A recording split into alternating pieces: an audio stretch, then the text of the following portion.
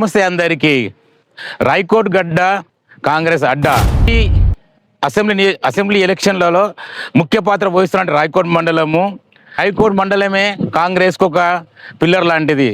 ఈ మాట అంటున్న వాళ్ళకు సిగ్గు శరం అనేది ఉండాలి. ఎందుకంటే ప్రజలు గమనించండి, ఈ రోడ్డు చూసుకుంటే ప్రస్తుతం మనం రాయకోట్ గ్రామంలోనే బ్రిడ్జ్ దగ్గర ఉన్నాము. ఈ బ్రిడ్జి ఎన్ని సంవత్సరాల నుంచి మరమ్మతులు నోడ్చుకోవట్లేదు. ఎంత డ్యామేజ్ అయిందంటే ఇక్కడ చీకట్లో వస్తుంటే అసలు బైకులు కానీ, ఆటోలు కానీ, కార్లు కానీ మరీ డేంజర్గా కొన్ని నెలలుగా అసలు ఈ బ్రిడ్జికి వంతెన కూలిపోయింది. అసలు మన దగ్గర నాయకులు ఉన్నారా? ప్రభుత్వం అనేది ఉన్నదా?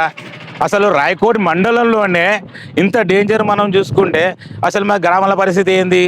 మండలంలోనే చూసుకుంటే మీరు ఒకవేళ చీకట్లు ఏదైనా వెహికల్ వస్తే ఇలా పడితే ఆటోమేటిక్గా చనిపోతారు. ఎందుకంటే అంత పెద్ద గుంత ఉంది. కాబట్టి అంటే ప్రజల ప్రాణాలు అంటే అసలు నాయకులకు లెక్కలేదా? అసలు గవర్నమెంట్ పట్టించుకోవట్లేదా? మేము ట్యాక్సులు కట్టట్లేదా? అసలు ఉన్న నాయకులకు అసలు ఏమన్నా సిగ్గు శరం అన్నది ఉన్నదా? ప్రజల ప్రాణాలతో ఆడుకుంటారా? రోడ్లు చూసి అదే విధంగా ఉన్నవి, ఈ బ్రిడ్జ్ చూసి అదే విధంగా ఉన్నది. ఏమనంటే నిధులు లేవు అంటారు. మొన్ననే ప్రధానమంత్రి గ్రామ సడక్ యోజన కింద 2026లో 525 కోట్లు వచ్చినాయి. ఆసిఫాబాద్, ఆదిలాబాద్కి 365 కోట్లు ఇచ్చారు. మరి మన ఆందోళన నియోజకవర్గం ఏం చేసింది? అసలు మన మండలంకి ఇంత ఘోరంగా రోడ్లు ఉన్నాయంటే అసలు గ్రామాల్లో చూసుకుంటే ఏ గ్రామం కూడా సరిగా రోడ్ లేదు. మరి మన నాయకులు ఏం చేస్తున్నారు? నిద్రపోతున్నారా? ఇంకా గత 2018లో చూసుకుంటే 8%తో గెలిచిన టీఆర్ఎస్ ప్రభుత్వం, మొన్న చూసుకుంటే 3%తో గెలుచుకున్న కాంగ్రెస్ ప్రభుత్వం. మీరు ఏమనుకుంటున్నారు? మాకు మెజారిటీ ఉంది అనుకుంటారు. ఆ మెజారిటీ కూడా రాయకోట్ మండలం నుంచే వచ్చింది. కాబట్టి మీరు రాయకోట్ ఇంత మీకు ప్రాధాన్యత ఇచ్చినా, మీకు ఇంత మంచి ఓటు బ్యాంక్ ఇచ్చిన రాయకోట్ మండలంకి మీకు దిక్కు లేదంటే మిగతా మండలాల పరిస్థితి ఏంది? ఏ ఒక్క గ్రామానికి కూడా సరైన రోడ్ లేదు.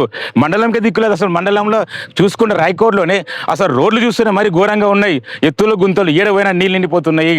మరి ఏం చేస్తున్నారు అధికారులు, ఎంపీటీసీలు, జడ్పీటీసీలు, ఎమ్మెల్యేలు, ఎంపీలు? అసలు మీరు పని ఏం చేస్తున్నారు అనేది అడుగుతున్నాను. కాబట్టి దీనికి సమాధానం చెప్పాలి. మీరు అనుకుంటున్నారు కదా అంతకుముందు 8%తో గెలిచారు, మొన్న 11%తో గెలిచారు. ఈసారి మీకు అనేది ఈ రాయకోట్ మండలంలో కాదు, అందులో నియోజకవర్గంలోనే మీకు భవిష్యత్తు లేదు. గుర్తుపెట్టుకోండి. ఇక్కడ నేను నాకు ఓట్లు ఏమని చెప్పట్లేదు. ప్రజలు మార్పు కోరుకుంటున్నారు. కాబట్టి మీకు ఏ నాయకుడు అయితే పని చేస్తాడో ఆ నాయకుడిని ఎన్నుకొని గెలిపించుకోనండి. మీకు కావాల్సిన అభివృద్ధి పనులు చేసుకోవాల్సిందిగా ప్రజలందరూ విజ్ఞప్తి చేస్తున్నాను.